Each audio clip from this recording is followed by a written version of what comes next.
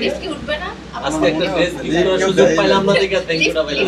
চাপ দেন না হলে কি দেন আপুরা একটা এই লিফট কত নম্বর? কেউ চাপ দেন না আপনারা। চাপ দিতে তো দাঁড়ায় নাম্বার 4 মাঝে মধ্যে দেখি তো রোমান্টিক মোডে একসাথে ছবি তুলেন এই যে হিরোর সাথে। কন্টেন্ট আর আমাদের নতুন রিয়েল লাইফের সাথে অনেকেই বলতেছে আপনি নাকি প্রেম শুরু করছেন নতুন। আপু নতুন নায়ক আপু নায়ক হইতে পারে। আচ্ছা নতুন নায়ক হইতে পারে, নতুন নায়ক আর বয়ফ্রেন্ডের ভিতরে অনেক ডিফারেন্ট। সেটাই যেমন মাহি আমার খুব কাছের বন্ধু, কিন্তু যখন এখানে আসে তখন একবার মাকে ধুয়ে দেয়, সাবান ছাড়া ধুয়ে দেয়।